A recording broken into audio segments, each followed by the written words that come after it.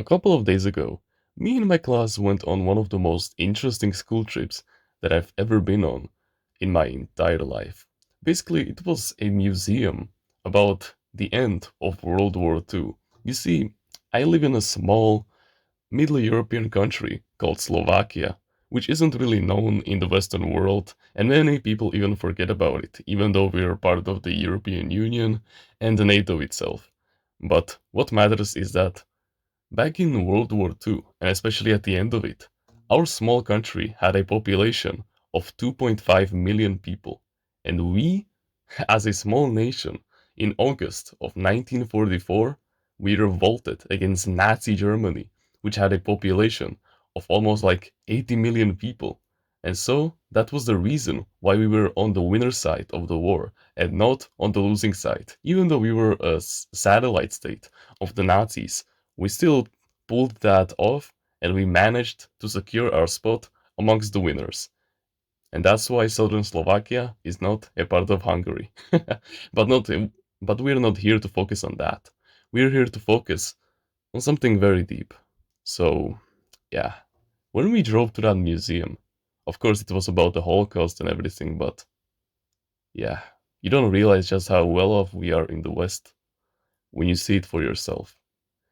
When we drove there, and like the guy that was leading us through the entire museum sat us down in front of this like huge movie album that we were supposed to watch.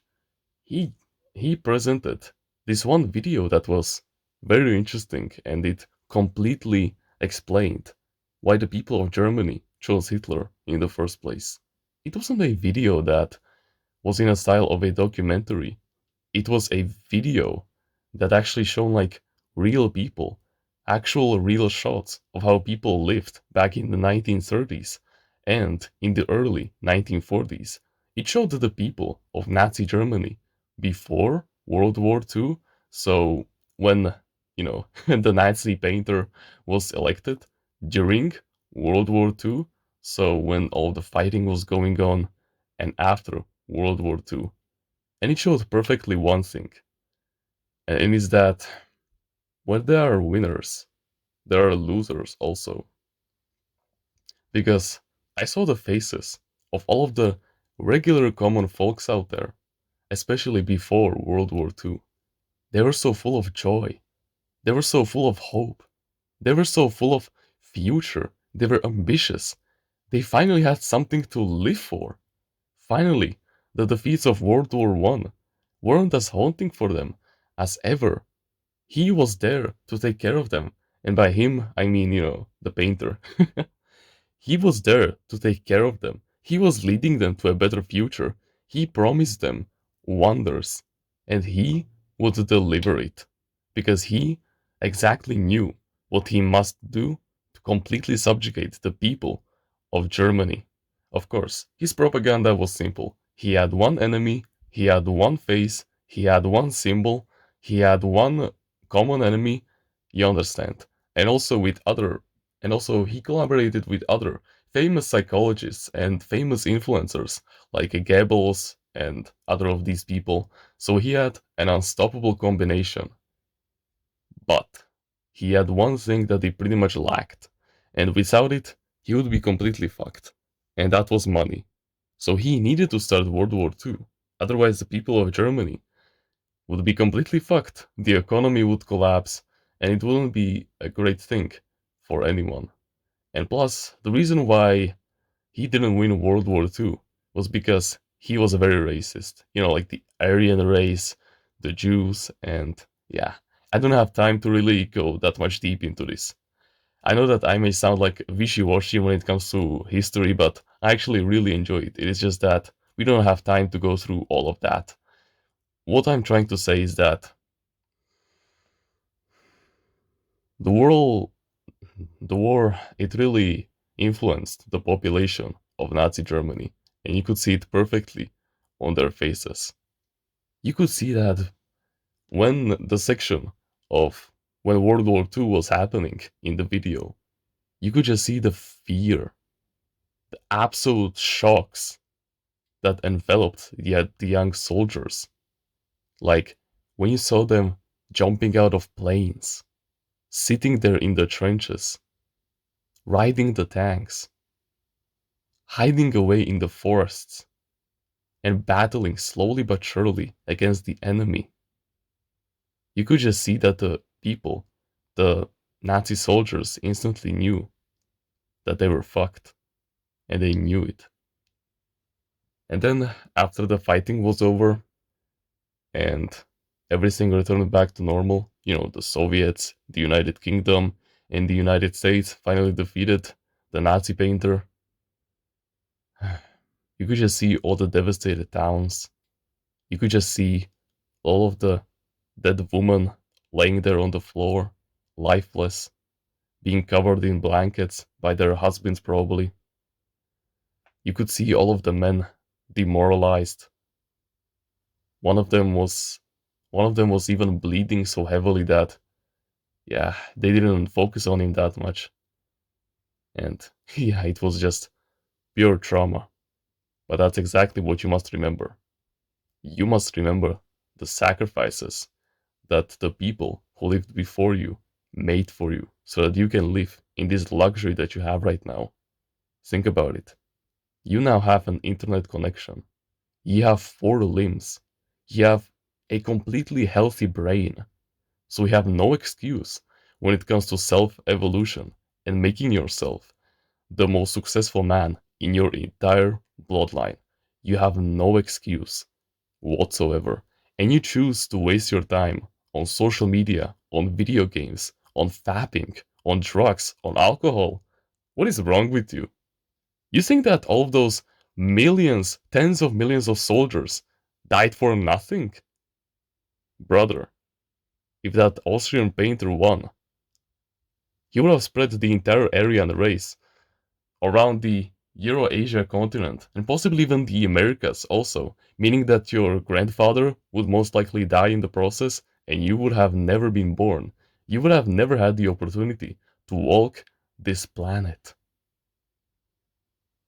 And sure, you can say that, oh, but fate is on my side. I'm still here, even though my grandfather was hospitalized like 3 times during World War II, but I'm still here. And so, that that is not a valid excuse to waste away all of your potential. Just think about all of the people that suffered for you. Think about all of the 20 million Soviet soldiers that died for you, just so that you can walk this planet. And when you see that these people who sacrificed themselves for you, those who lived on and survived World War II, those that fought in the trenches, when you see their faces literally in despair, in pure trauma, after the war, it is completely heartbreaking. When you see all of these people just losing hope and not seeing a better future, I don't know why, but that just motivates me on such a subconscious level to become better, to become stronger, that I don't even know how to describe it, but you just become so much more grateful for the good times that you have right now, that you have an access to an internet connection, and so that you have healthy and warm food on your table each and every single night. Don't you just want to fight for that? Don't you want to keep these good times for your children also? And I know that you may think to yourself, "Oh, but the world has a very large population, so I don't want to have children. Oh, they're constantly talking about Israel and they want to start World War III. This world has no future whatsoever. Possibly the LGBTQ propagandists will probably convert my children into being gay. It's not even worth it. I won't try." Bro, do you think that the people who suffered in the 1929 Wall Street crash, like the huge economic crisis that happened back then, yeah, sure, the 99% of people suffered from it, but there are always complementary forces, meaning that where the majority suffers, the minority profits from it tremendously. Think about it. The reason why it happened in the first place was because 90% of all of the stocks on Wall Street disappeared overnight without any trace. So where did it go? It went to the 1% of the rich majority. Money is fucking power. They say that money doesn't fix all of your problems, but it does if you have enough. So this is how remembering the past and remembering the consequences that your ancestors had to face because they weren't strong enough to protect themselves, not just financially, but psychologically also. This is what makes you stronger. It makes you defeat complacency and it makes you into the best version of yourself. It makes you more grateful, it makes you happier, it makes you more fulfilled, and it just brings you on a better path, no matter what. So please use this towards your advantage. You need to reflect on the past. You need to see all of the dead bodies at least once a year, not because you want to be morbid or because you have some kind of primal desire for it, but because you actually want to realize the past. You want to the past. You want to remember why they died for you. You want to see all the sufferings that they went through because they weren't strong enough, and you want to leverage it to become the best version of yourself that you can possibly become in this life so that you can continue the good times for your family so that when the war actually breaks out, when World War III actually happens, you get to be one of the rich guys that gets to take your family to some kind of a remote island where you can hold out until the war ends. That's what you want to strive for. That's how you can leverage this. So the next time you see all the dead bodies, don't think to yourself, oh, I'm gonna be thinking about this all day. This is traumatizing. Why would I see this today? I should have just called in sick. No. You remember why they suffered for. What caused them to get into this situation. And you prevent it for the future. Where the majority suffers, the minority always benefits. Drain that inside of your fucking brain. And remember that for the rest of your life. And you will become fucking unstoppable. Okay?